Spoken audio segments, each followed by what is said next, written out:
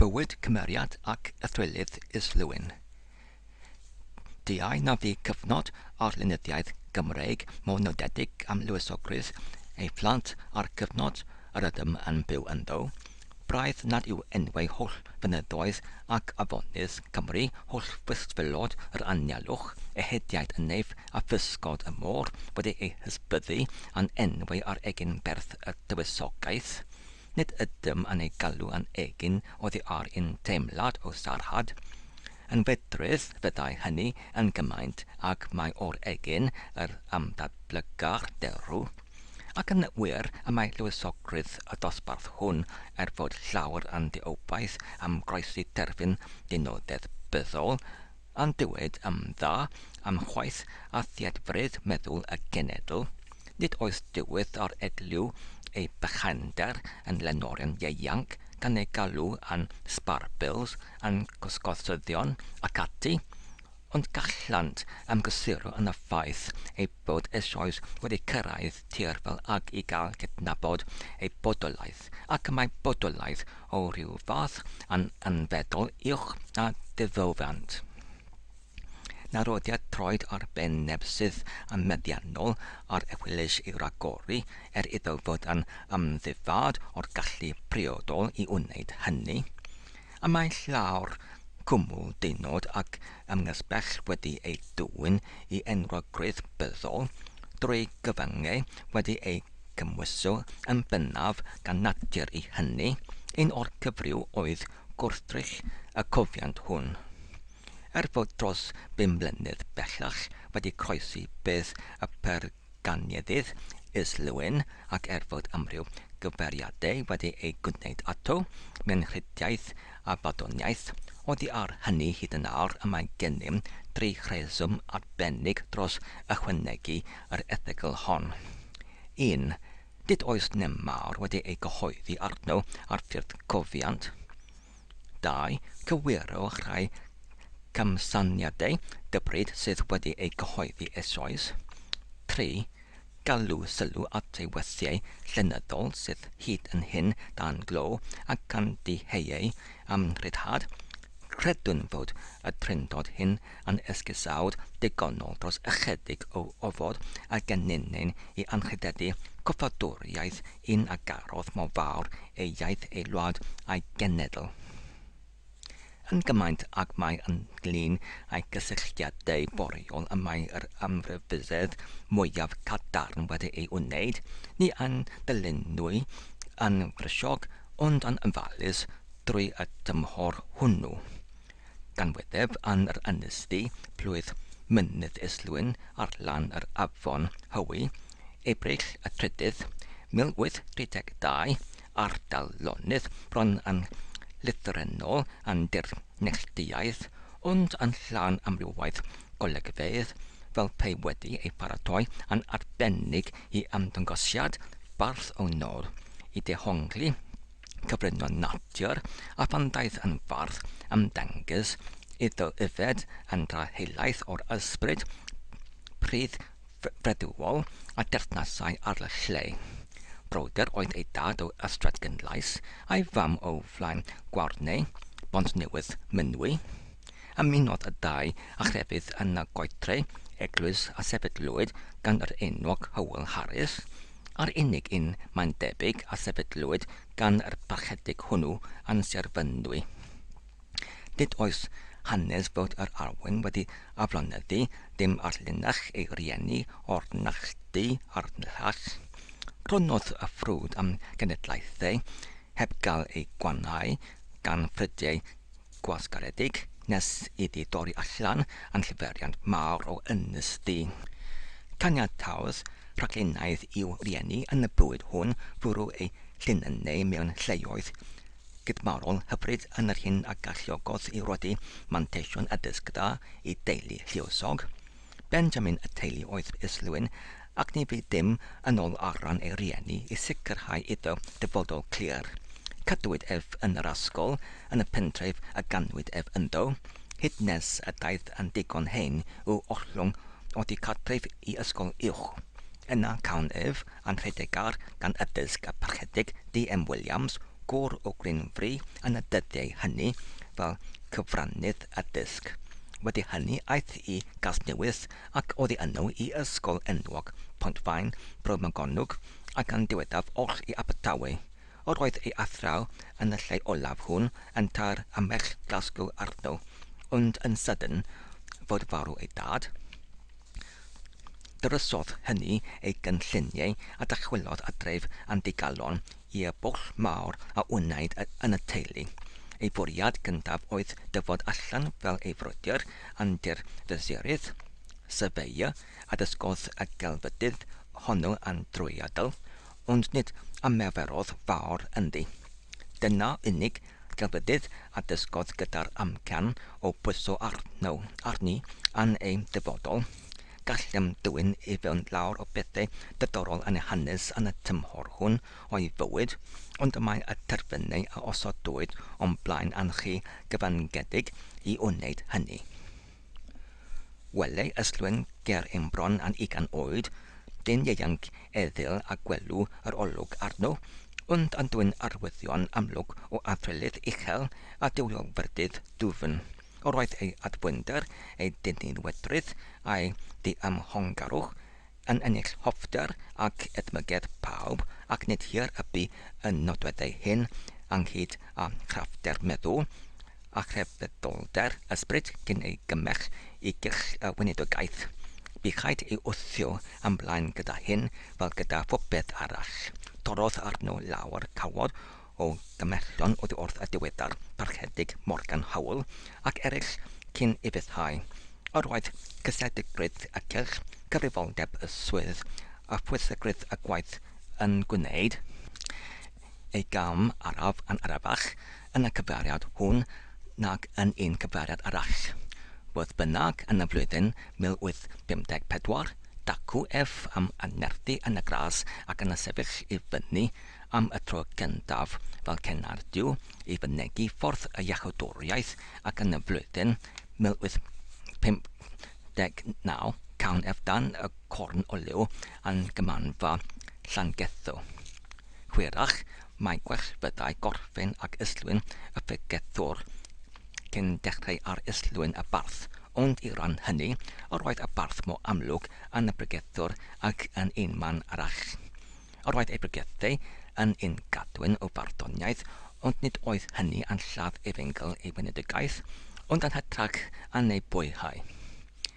Yr athawaethau hynny sydd yn ymddangos i'w cyffredin yn ysgern sychion, roedd ei ysbrydoliaeth farddol yn ei gwisgo a giau ac a chnawd ac yn peri iddynt symud mewn bywyd, prifeddwch a defnyddoldeb ger ein bron.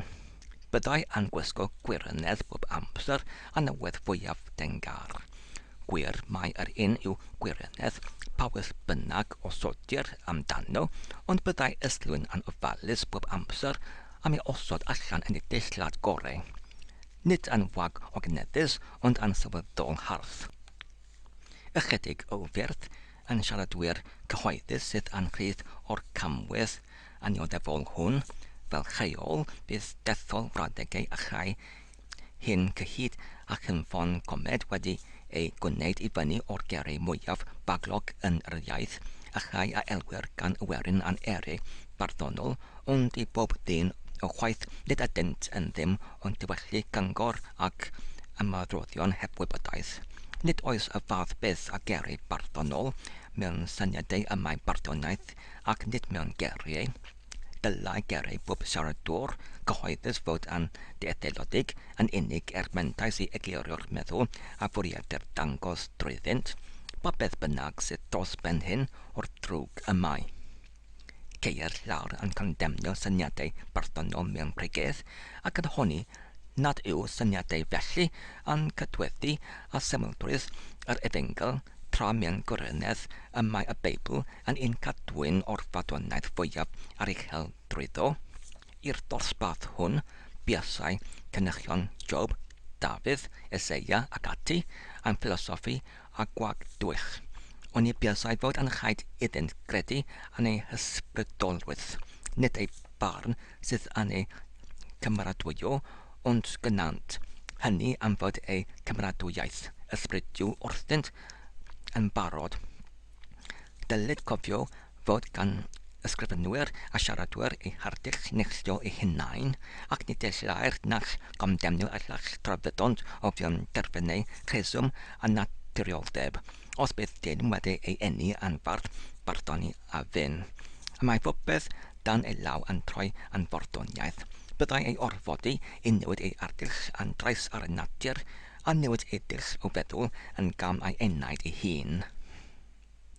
Gwelsom bregethwr di awen unwaith am bonclistio un arall am daflu am bell syniad barddonol i'r bwrdd.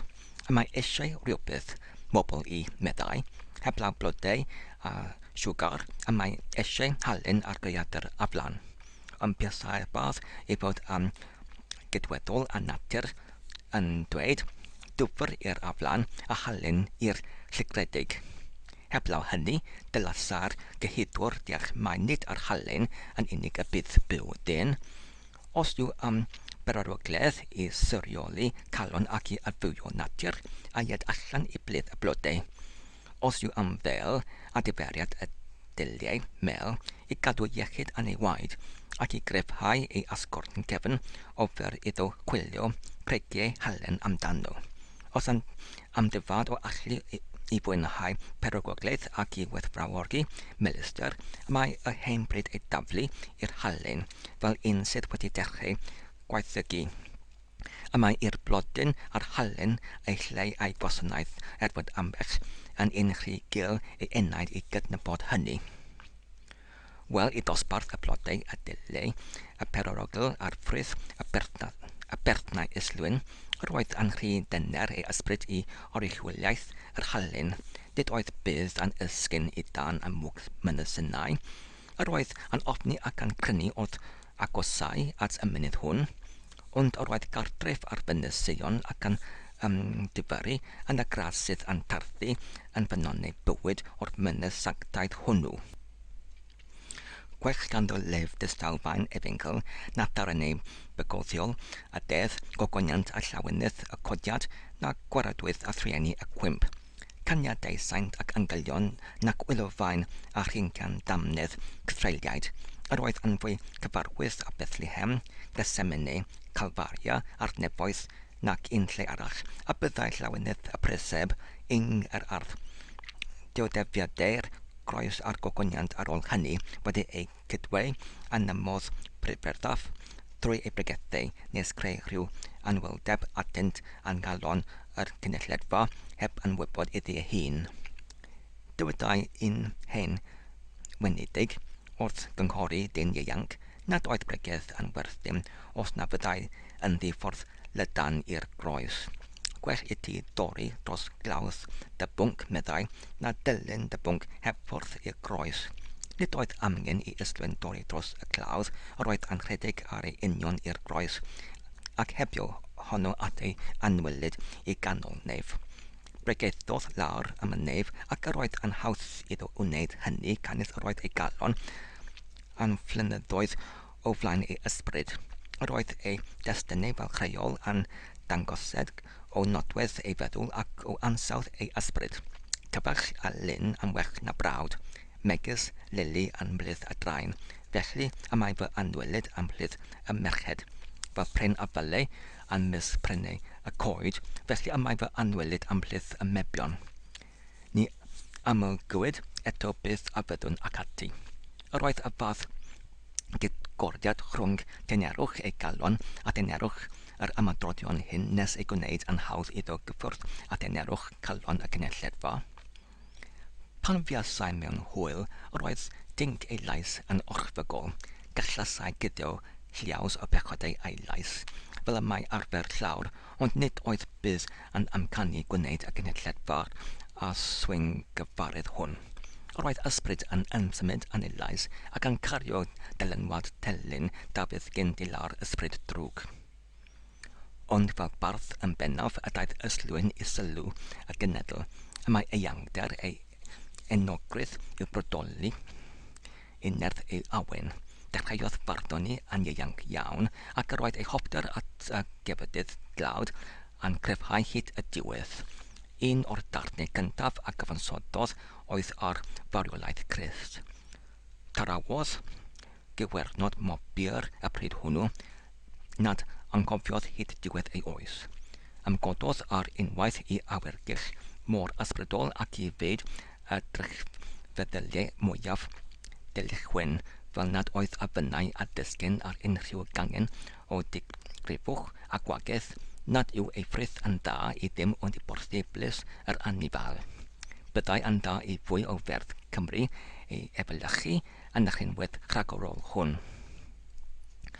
Gwnaed ei ymddangosiad gyntaf fel awdur dan yr enw Gwarnau oddi wrth yr amaethdy lle ymagwyd ei fam, yr oedd yr enw hwnnw yn gydweddol iawn ar natur ei farddoniaeth, ond yn un o ystafodau a fenni digwyddodd iddo ennill gwobr dan yr enw Yslwyn ac ar gais agryddes Llanofer mabwysiadodd yr enw bydd o hynny allan. Fe lwyddiant boreol yn symbyliad iddo I ymroddi ati I datblygu ei alluodd baddol ac nid hir y bu cyn gwneud I lenyddiaeth Cymraeg demlo ei fodolaeth.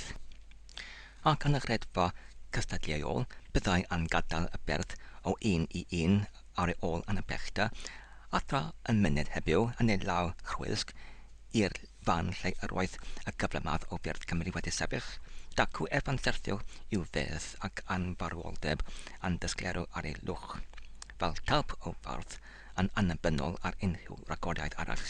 Credwn mae'n Yslwyn oedd y mwyaf a welodd Cymru erioed. Maddeued y darllenydd I ni am dadgan ei barnu yn ostengedig yn gymaint am bod yn gwneud hynny oddi ar a gyhoeddiad triadol, heb y bwriad lleiaf I daflu sarhad ar unrhyw fardd godidog arall. Nid ydym yn dysgwyl y bydd I bawb gysynio anni yn hyn, canis y mae chwaith a barn yn amrywio yn fawr gyda golwg a natur barddoniaeth. Yr hyn a ystyried gan ynach yn barddoniaeth byr, y ystyried gan y llall yn rigwm. Yr hyn sydd I lygad ynach yn brydferth, sydd I lygad y llall yn wahanol, ond pwy sydd I benderfynu, dyd oedd unrhyw safon wedi ei gosod I lawr a sicrha unoliaeth barn am dylyngdod gwahanol fathau o barddoniaeth. Pwy feddia dyfod ymlaen I roi I diffiniad terfynol i'r hyn yw barddoniaeth ac I nodi allan y cyrch y mae y bardd I droi ynddo. Palai mae y cyniwd hwnnw sydd yn feddiannol ar digon o feddgarwch, neu yn hytrach digon o ymhongarwch I sefyll ar y traeth a dweud wrth y llanw barddol, hyd yma yr ei a dim ymellach. Gall daflu allan ei orchymyn yn unol a'i farn a'i chwaith ei hun a dyna'r cwbl. Dywedir ambell bregethwr ei fod yn saethu dros ben y genedledfa, felly y byddai Yslwyn yn barddoni dros ben y werin, ac often fod yn chaid I genedlaeth arall gael ei geni, o defiant uwch ac o fandesion gwell, cyn dyfod I gyffyrddiad a meddwl drychu ar uchel y barchwn. A mae hyn yn ffaith am y chan fwyaf o brifferth y byd, amser sydd yn y gliro i'r lliaws gyfoeth ei barddoniaeth. Credwn fod hyn yn wirionedd gynrychion gyhoeddedig Yslwyn, y maent yn rhy byr, yn rhy aruchel, yn rhy sylweddol I ysgafnder meddwl yr oes. Dyna y rheswm yn ddiau nad oes cymaint o fynd ar ei ganiadau ac sydd ar bethau anfedrol salach.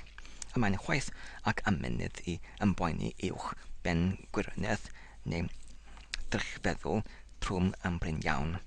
Cysgliau'r syniadau agos ysgefn fel cregyn ar y tref gyda'r brwydfrydedd mwyaf, ond yr rhai hynny sydd yn ymddangos fel mynyddau rhagweddol a'i copaion yn ymgolli yn yr anweledig gadewar iddynt hyd amser mwy cyfaddas.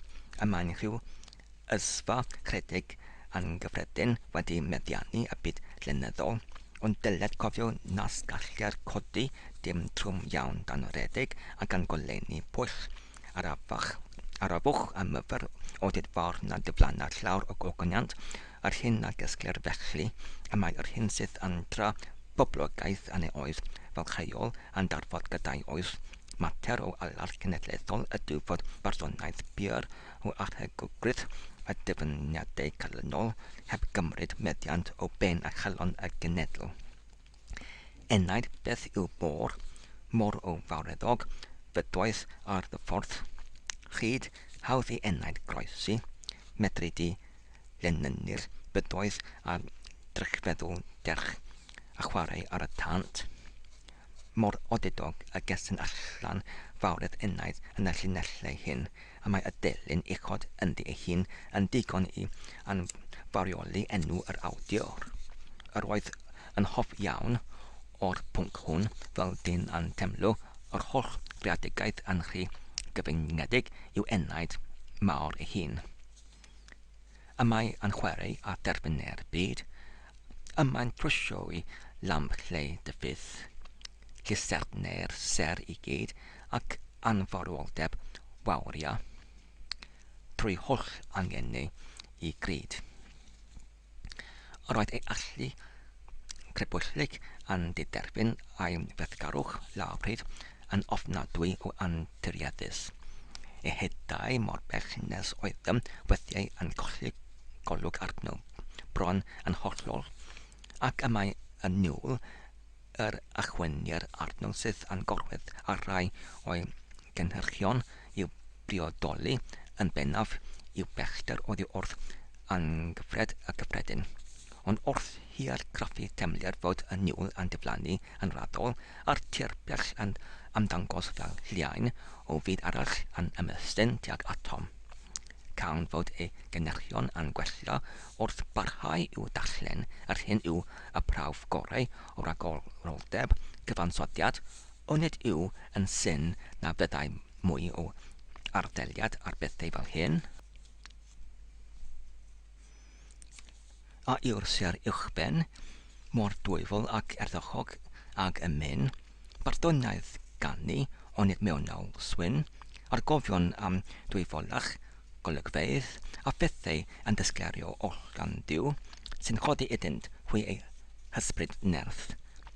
A'i haricheledd ynom mae y ser a phob barddoniaeth ond nid adgof yw o rhywbeth mwyaf neu ragwelediad, o rhywbeth mwy iddyfod pwy nad yw yn temlo weithiau fel pe byddai byd hir angofiedig trwy rhyw ongl bell o'i gynfod yn chwyrn, hedig neu yn cyffwrdd rhyw penchyn o atgofion.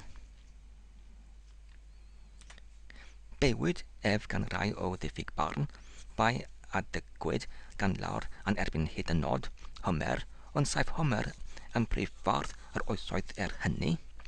Y byrdd mwyaf nerthol mewn crebwll a defelydd yw achau mwyaf agored i'r gwendid hwn. Hwn yw ei pechod barod, ac y mae yn hawdd cyfrydd am hynny. Bydd angerdoldeb ysbryd yn ei cario dros derbyn ei barn yn di arwybod iddynt, chyd yn lliferiant nerthol ar ei gefr, gan di ystyru pwb adefydd gwnawnd a gyfodir i dynodi ei derfynau, yr oedd yr angerdoldeb hwn yn nodweddiadol iawn o awen yslwyn. Dyma barodd iddo gyfarch barddoniaeth fel y canlyn. Barddoniaeth o farddoniaeth pierodes uneb awdurdod ar y fath Angeles i bennu dy derfynau. Fwywch deddfeidynol, rwch i hon drogwyddol heol. Byddai yn torri hyd yn nod yr mesur perydd yn chwilfryw, ond pan fyddai'r deddfeidynol dan draed ymddangosau ger ein bron a baic o drysorau wedi ei casglu mewn rhywfyd y dihwnt i begwn ia bob rhyw, pegwn ac y mae berth cyffredin yn colli ei hanadl cyn dyfod yn fewn lled cyfandir i'w olwg. Cyfansododd, cystadleuodd ac enillodd lawr yn ei oes fer. Enillodd bedar cadair ar y testunau, Ynos yn Chyl, Moses yn Nghaergybi, Cartref yn Nghaerffili, adnefoedd an rhai herbert, ond ystyriwn rhai o'i awtle yn fuddugol yn trachragori ar rhai hyn. Awgrymach rhai mae diffyg cynllun a threfn oedd y rheswm bennaf am ei aflwyddiant mewn ymgais am gaderiau cenedlaethol. Gall fod hyn fod yn wir am rai o'i awdle, ond nid yw am y llell. Nid oedd berffaith fel cynllunydd yn fwy na medrolion yn gyffredin. Yr oedd yn fwy o greiwr nag o drefnwr. Gall dyn cymhorol fain ei enaid drefau, ond rhaid cael athrylith i greu. Yma dyfod o hyd i drychfeddwl yn fwy o gamp na gweithio allan y drychfeddwl hwnnw.